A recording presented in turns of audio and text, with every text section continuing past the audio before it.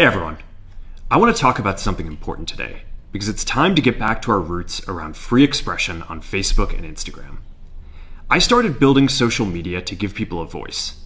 I gave a speech at Georgetown 5 years ago about the importance of protecting free expression, and I still believe this today. But a lot has happened over the last several years.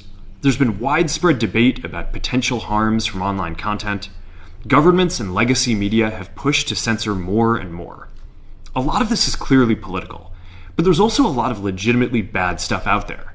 Drugs, terrorism, child exploitation.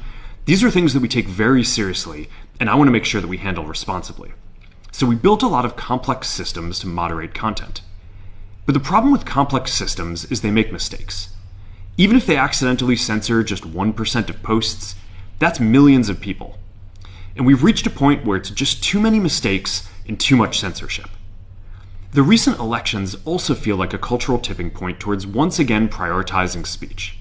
So we're going to get back to our roots and focus on reducing mistakes, simplifying our policies, and restoring free expression on our platforms. More specifically, here's what we're going to do. First, we're going to get rid of fact checkers and replace them with community notes similar to X, starting in the US. After Trump first got elected in 2016, the legacy media wrote non-stop about how misinformation was a threat to democracy. We tried in good faith to address those concerns without becoming the arbiters of truth. But the fact checkers have just been too politically biased and have destroyed more trust than they've created, especially in the US. So over the next couple of months, we're going to phase in a more comprehensive community notes system. Second, we're going to simplify our content policies and get rid of a bunch of restrictions on topics like immigration and gender that are just out of touch with mainstream discourse. What started as a movement to be more inclusive has increasingly been used to shut down opinions and shut out people with different ideas, and it's gone too far. So I want to make sure that people can share their beliefs and experiences on our platforms. Third, we're changing how we enforce our policies to reduce the mistakes that account for the vast majority of censorship on our platforms. We used to have filters that scanned for any policy violation. Now, we're going to focus those filters on tackling illegal and high-severity violations. And for lower severity violations, we're going to rely on someone reporting an issue before we take action. The problem is that the filters make mistakes, and they take down a lot of content that they shouldn't. So by dialing them back, we're going to dramatically reduce the amount of censorship on our platforms. We're also going to tune our content filters to require much higher confidence before taking down content. The reality is that this is a trade-off. It means we're going to catch less bad stuff, but we'll also reduce the number of innocent people's posts and accounts that we accidentally take down. Fourth, we're bringing back civic content. For a while, the community asked to see less politics because it was making people stressed. So we stopped recommending these posts.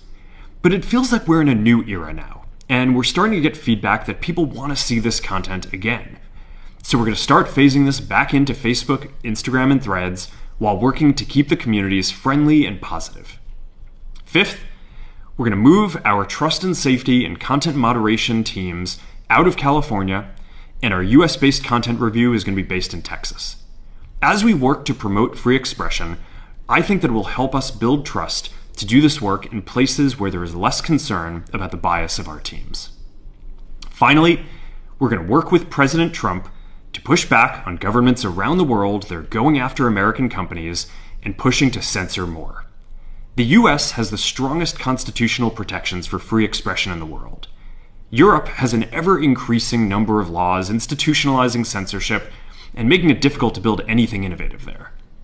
Latin American countries have secret courts that can order companies to quietly take things down. China has censored our apps from even working in the country. The only way that we can push back on this global trend is with the support of the US government. And that's why it's been so difficult over the past 4 years when even the US government has pushed for censorship. By going after us and other American companies, it has emboldened other governments to go even further.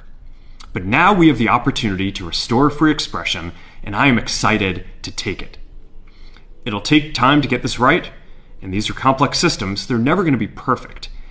There's also a lot of illegal stuff that we still need to work very hard to remove. But the bottom line is that after years of having our content moderation work focus primarily on removing content, it is time to focus on reducing mistakes, simplifying our systems, and getting back to our roots about giving people voice. I'm looking forward to this next chapter. Stay good out there, and more to come soon.